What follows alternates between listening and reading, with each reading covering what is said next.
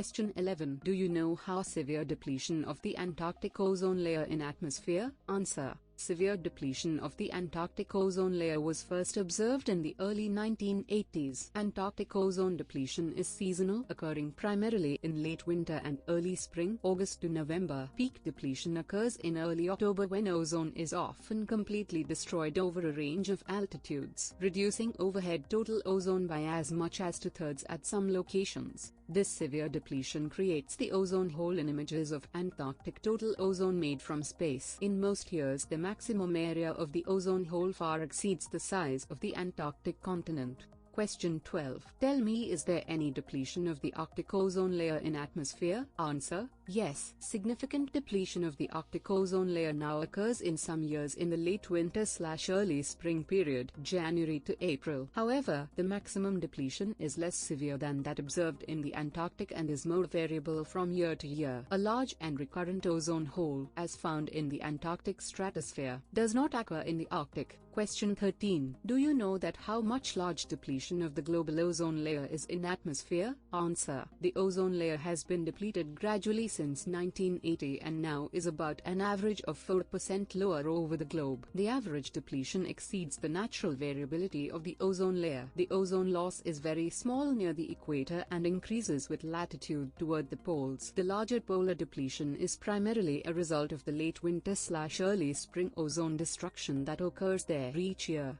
Question 14. What changes in the sun and volcanic eruptions are affecting the ozone layer in atmosphere? Answer. Yes. Factors such as changes in solar radiation, as well as the formation of stratospheric particles after volcanic eruptions, do influence the ozone layer. However, neither factor can explain the averaged decreases observed in global total ozone over the last 2 decades. If large volcanic eruptions occur in the coming decades, ozone depletion will increase for several years after the eruption. Question 15. What do you know about the regulations on the production of ozone-depleting gases in atmosphere? Answer. Yes. The production of ozone-depleting gases is regulated under a 1987 international agreement known as the Montreal Protocol on Substances that Deplete the Ozone Layer and its subsequent amendments and adjustments. The protocol, now ratified by over 190 nations, establishes legally binding controls on the national production and consumption of ozone-depleting gases. Production and consumption of all principal halogen-containing gases by developed and developing nations will be significantly phased out before the middle of the 21st century. Question 16. Tell me, were the Montreal Protocol in reducing ozone-depleting gases in the atmosphere has been successful? Answer. Yes. As a result of the Montreal Protocol, the total abundance of ozone-depleting gases in the atmosphere has begun to decrease in recent years. If the nations of the world continue to follow the provisions of the Montreal Protocol, the decrease will continue throughout the 21st century. Some individual gases, such as halogens and hydrochlorofluorocarbons (HCFCs), are still increasing in the atmosphere but will begin to decrease in the next decades if compliance with the protocol continues. Around mid-century, the effective abundance of ozone-depleting gases should fall to values that were present before the Antarctic ozone hole began to form in the early 1980s.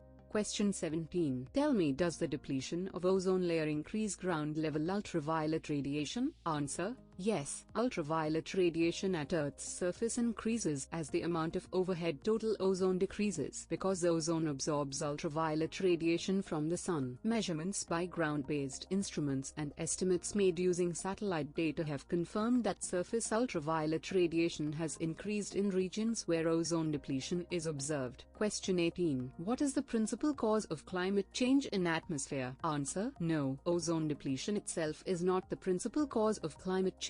However, because ozone absorbs solar radiation and is a greenhouse gas, ozone changes and climate change are linked in important ways. Stratospheric ozone depletion and increases in global tropospheric ozone that have occurred in recent decades both contribute to climate change. These contributions to climate change are significant but small compared with the total contribution from all other greenhouse gases. Ozone and climate change are indirectly linked because both ozone-depleting gases and substitute constitute gases contribute to climate change? Question 19. Tell me, how can recovery of the ozone layer be identified? Answer. Scientists expect to identify the recovery of the ozone layer with detailed ozone measurements in the atmosphere and with global models of ozone amounts. Increases in global ozone and reductions in the extent and severity of the Antarctic ozone hole will be important factors in gauging ozone recovery. Natural variations in ozone amounts will limit how soon recovery can be detected with future ozone measurements. Question 20. Do you know when is the ozone layer expected to recover in atmosphere? Answer. Substantial recovery of the ozone layer is expected near the middle of the 21st century. Assuming global compliance with the Montreal Protocol, recovery will occur as chlorine and bromine containing gases that cause ozone depletion decrease in the coming decades under the provisions of the protocol. However, the influence of changes in climate and other atmospheric parameters could accelerate or delay ozone recovery, and volcanic eruptions in the next decades could temporarily reduce ozone amounts for several years.